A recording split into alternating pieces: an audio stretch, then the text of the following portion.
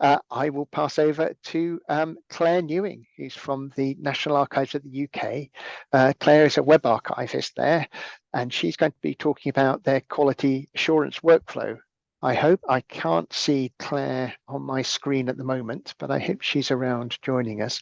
I know we had a few issues with trying to share her slides at the beginning, so we may have to work some magic there. But Claire, are you there? I am here. Yep. And there you go. You've lit up on my screen. Brilliant. and I'm going to try and share my screen.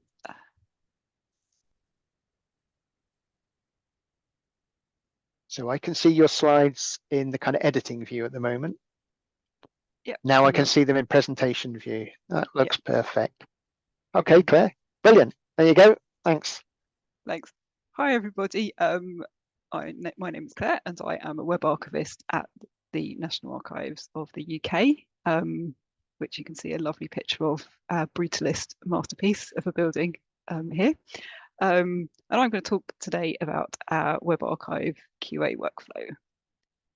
And I'll just start with a little bit of information, background about our organisation. So this is what we say on our website. We are a non-ministerial department and the official archive and publisher for the UK government and for England and Wales. We're the guardians of over 1,000 years of iconic national documents. So that told you two things. First of all, about our scope. Our scope is only UK government websites. Any other UK content is looked after by our wonderful colleagues at the UK Web Archive. So we just look after government web content. And just to illustrate that, I've just put some screenshots of some archive versions of our own website going through time at the bottom there. And also perhaps to show that we're quite a small bit of the history of our organisation. Our organisation is looking after lots of other records, and the web archiving team is 7 people and 2 vacant posts at the moment out of 500 members of staff. So we're quite a small part of what the National Archives does. So UK Government Web Archive, we have been archiving websites since 2003. But there are some archive versions of sites in the archive dated from 1996 onwards. That's thank you to Internet Archive, who very kindly gave us some older copies. We've captured about over 7,500 individual websites at least once, which is amazing, really. I can hardly imagine it, but those are the figures now. All of it is available free of charge to anyone with access to the internet via our website, which I have put a link to on here. We capture in-scope websites regularly throughout their life cycle. So we try our best to start capturing websites as soon as they start to exist, as soon as they're opened, and then we usually capture them at least twice a year on a regular schedule. We currently have over 1,000 websites being captured regularly. We also do additional captures for special events or if a website is closing. So capture, access and preservation is provided on the contract by our vendor, which is currently MirrorWeb. We crawl all the websites remotely using a mixture of crawlers. Our primary crawler is Heritrix, which is still, I think, really the industry standard crawler. But MirrorWeb have their own browser-based crawler, Cathode, and we sort of augment those crawls in-house sometimes using Browsertrix, which is the web recorder's browser-based crawler, and the more manual web recorder tools. In most cases, we capture each site in full every time, and that's quite important because the unit that we work with is website. So when we send something possibly crawled, we instruct the crawler to capture everything on a specific website. So anytime we want to get something like, say, gov.uk, which has our big government website, which incorporates lots of government information, it will be everything on that specific site, and that's the unit that we work with. All our archive sites go through some quality assurance checks or QA with suppliers and also with the National Archives team. The aim is to capture and display sites as close to the state of the art as possible. I'll just mention that we also capture some social media as well, but I'm not going to talk about that as part of a different workflow. Okay, so here's our web archiving process with the QA process in the middle, or actually to the on the right of the screen there. So you'll see that we tell the crawler which site to target. We send that information over to MirrorWeb, who archive the site remotely. The site then goes into quality assurance with MirrorWeb. If there's any problems found, they do some adding content in after the crawl, which we call patching, and then it'll come back to us to fix. It'll come back to us to check. We then do our QA.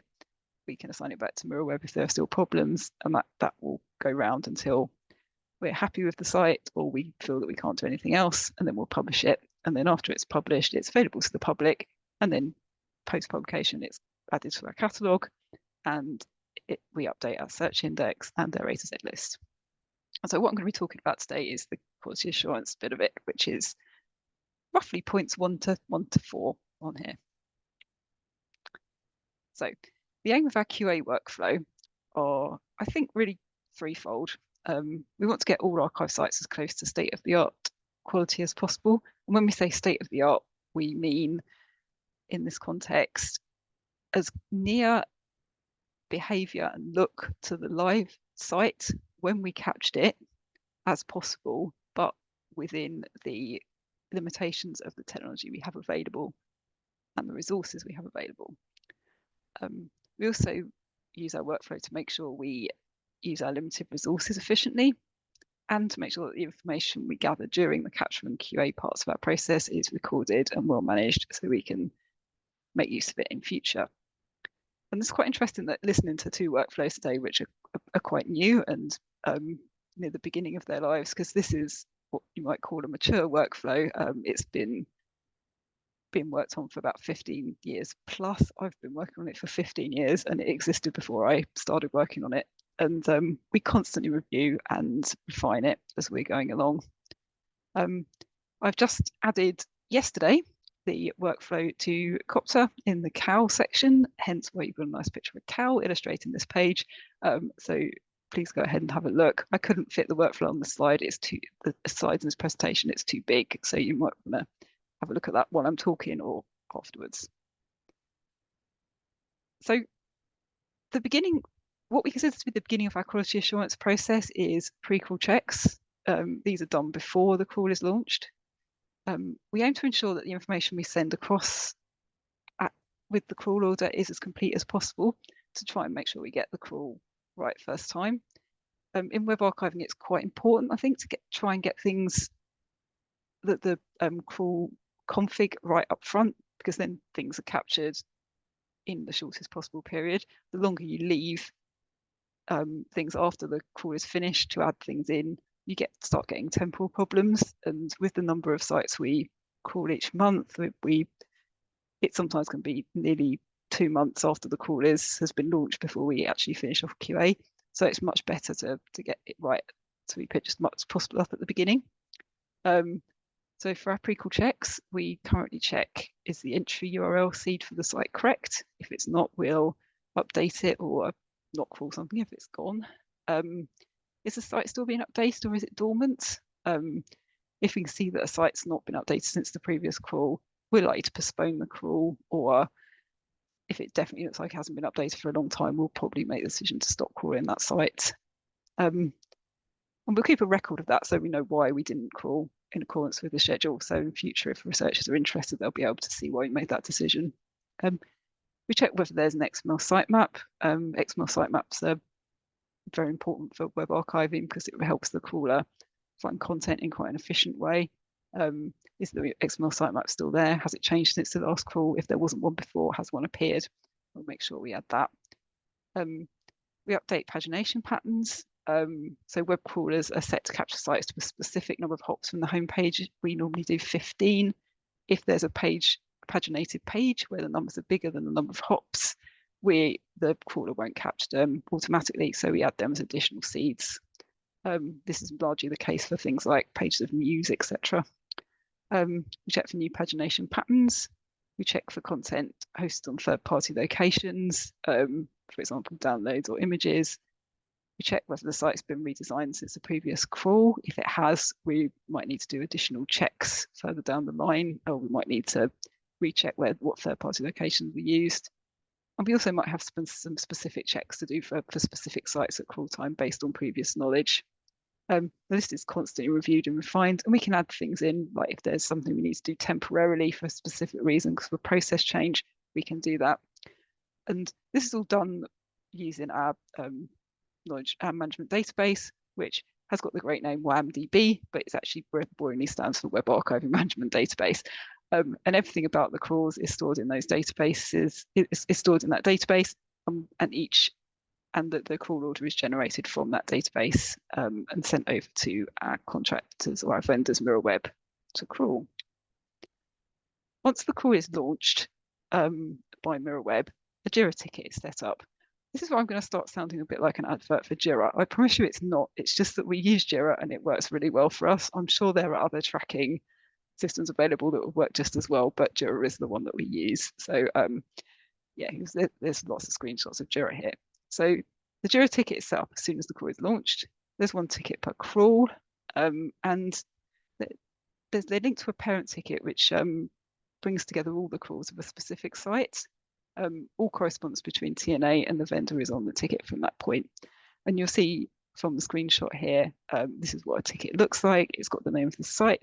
It's got a unique reference number and some basic information based on what the last crawl was like, and a link to other bits and pieces down the side.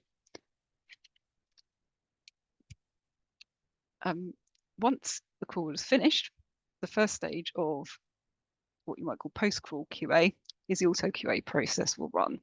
And this is one part of the auto QA process. It's called crawl log analysis, which we abbreviate to CLA. And that runs actually the day after the crawl finishes normally, because it relies on crawl log syncing over from one place to another in AWS. But what it does is it checks whether there are any error codes in the crawl log file for which the URLs are not available on the live web. This is really useful in case there was a problem with the website at the time the crawl was done. It produces a list of available URLs and attaches it to the Jira ticket. Also QA with the other two bits, which I'll talk about later, available under the MIT license, and they're on GitHub. I've just added a link here. You can see in the picture below the output we get from crawl log analysis. In this case, it checked 2,518 URLs, which were error codes in the crawl log, and it found that 2 of those were available on the live web. So it suggested that we should patch them in. Next step is vendor QA. So our vendor runs QA checks on all the sites, starting with those we mark up as high priority in Jira. They patch, add in any URLs which were identified during the auto QA process, and they attempt to fix small problems such as missing images or broken formatting by patching. So all QA notes are added to the Jira ticket. This includes problems they've been able to fix at QA time and where they suggest we might be fixed with additional work from the engineering team. That then, if they suggest additional work by the engineering team, that then kicks off another workflow. And I forgot to mention that as soon as the Jira ticket is created, I will, or one of our team will go in and make notes if necessary to state if it's high priority. So high priority crawls are marked up as high priority for a number of reasons. One reason is that site is really important, so we'd always consider crawls to be high priority. It's really important to our program. Another reason might be that we know that the site is closing, so it needs to be looked at thoroughly and quickly. And another reason could be that we noticed some problems with the crawl last time, which we've made a change to the crawl config, so we need to concentrate on rechecking this time to see whether it's fixed. And we'll then prioritize those through QA. They'll get done more quickly, and both our team and our vendors will follow the instructions on the ticket. This is just an example here on the screenshot of a comment where I've said, it's the first crawl of a new site. We're aware that search section won't work, but please check look and feel. So this is me just saying that it's because it's the first crawl, we need to pay more attention to it, and that we are aware there might be some problems. So once MirrorWeb, our vendors have finished their QA, we then do our QA, and we have sort of different streams for high priority and normal priority. For high priority sites, auto QA, the other two bits of auto QA run. The first bit is diffex. Diffex checks links we identify through running a third-party tool over the live site against the URLs which are picked up in the archive site. The tool we use at the moment is it's actually a search engine optimization tool called Screaming Frog, which we're very fond of. But we run Screaming Frog over the site, and we find it quite often identifies URLs that the crawlers between them haven't managed to find. So we compare what URLs Screaming Frog has found with what's in the QA index through using diffex. We also have a tool called PDF Flash. We've previously had problems where site owners have linked to things in PDFs, which do not appear anywhere else on the site. So we find that if we run PDF Flash, it will identify any URLs in the PDF files, and it will check them against the archive site to see whether they're there. And this is also if either of those processes find any URLs which aren't there, we will get an output and we'll ask Mirrorweb to patch them in. We also do visual QA, where we compare the archive site with the live site, and we'll concentrate on areas that are likely to cause problems. We've got a lot of experience in the team, so we know which areas of the site will be problematic. We also use information from what vendors told us and from previous calls that we can see through Jira to guide what we need to look at this time. And then with any problems, we'll assign back to the vendor for patching and fixing. We'll also, if a website is closing, we're usually in contact with the website owner, so we will ask them to check over the site. We think this is really important because the site owner has the best idea of how the site should be and how it should work. So we've created some guidance about how to do that for those individuals. And once that's all done, if there are any problems, we'll go around the cycle of getting Mirrorweb to investigate. They might suggest more support from their engineering team, which then goes off into another workflow. But if everything's as good, we think it's as good as we can get it in the limitations that we know, we'll then approve it.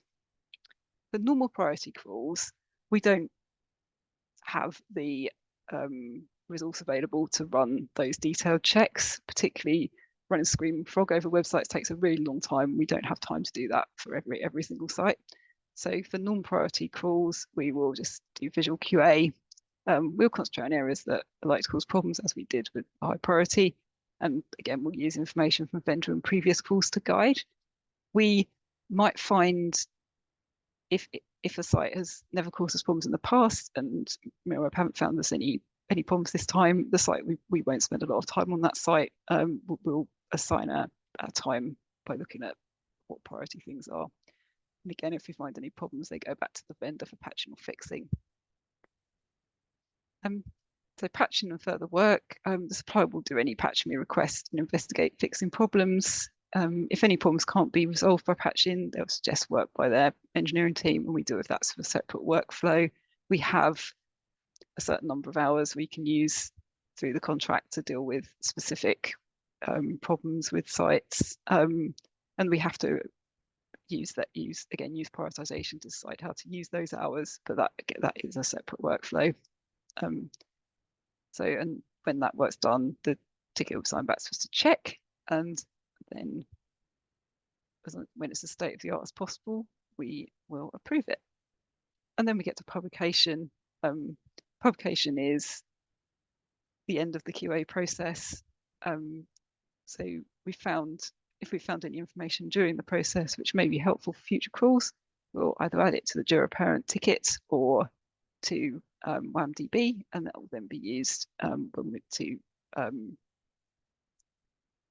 to kind of guide what QA we do for that crawl in future. So thank you very much for listening to our quick run through of our QA process. And there's my details if you want to contact us or have a look at our web archive. And just some thanks to members of our team who've helped with this presentation and the QA workflow in general. Thank you very much. Thanks, Claire. Thanks very much for doing that. And probably almost as relieved as you are that the PowerPoint went smoothly there, and you overcame those challenges. That's brilliant. I'm sorry if I missed this, but sort of what is the typical kind of time frame from sort of starting to crawl a website and go through the whole QA of it before it reaches publishing? How long does that take you? Because it seems like there are a lot of steps in there and kind of revisits. Oh, that's a really good question because it depends. It's very difficult to put a time scale on it. If a site is relatively small and we can get through it in a few days, couple of weeks. Some sites are so large they take a month or so to crawl in the first place, in which case you're automatically getting a temporal problem there because by the time you get to the end, the beginning is likely to have changed. So some will take much longer. Our kind of goal at the moment is to get everything done within 2 months of the crawl being launched. Mirror should have done their QA within a month of it being launched, and we'll get ours done by the end of 2 months. But for the high priority stuff, it will be done much quicker than that. We think high priority calls are, if we do 200 a month, there's probably about 20% of them of high priority, 20 to 40%. So we try and get those done much more quickly. Wow. But it does tend to depend on the size of the site, and also how much work is found to need to be done afterwards. If something's really terrible, we might, or if the initial crawl is really terrible, we might just take an opportunity after liaison with MirrorWeb to knock it on the head and run a recrawl with a different config. So all of that adds time. Okay. I have one more, but I'll go to a couple of questions in the chat, which is again maybe in reverse order. So Matthias asks, do you make full HTML copies, or do you also store WARC files or similar? Oh yeah, they all go into WARC files. We as that's what the crawlers produce. So it's all done with permanent preservation in mind. There is a preservation stage at the end of the workflow in there, so everything goes into WARC files. Okay, and I guess so related to that answer, then it was a question from Christopher, which he says, how do you deal with deprecated HTML elements present in early web pages that are no longer valid with modern browsers? Are the pages imaged in any way, or do you have like legacy system configurations ready to display those, or what? No, we don't at the moment. I think the direction the web archiving is going in, hopefully, will go in the direction of some kind of system that will be able to figure out what browser to use to show those points. At the moment, the only thing we've really done is we're aware of Flash, which isn't replaying anymore. We've advised people to use Flash plugins. I can't remember the name of the Flash plugin at the moment that we use, and I can't see it because of the screen I'm on. But yeah, there are certain browser plugins, and if people have asked because they specifically want to see something that's Flash, we can advise them to use those plugins. But it is a big problem for the community, and I think it's hopefully some clever person is going to create something which will be able to figure out how to identify what browser configuration needs to be used to replay certain content. And this is probably far too big a question to make the last one, but we've in the last sort of minute or so, you said the calls are driven by your prioritization. So how do you prioritize? Is it sort of like how important the site is, how much it changes? Do you do it on a kind of calendar cycle or what? We've got a calendar cycle, so most things are done every 6 months.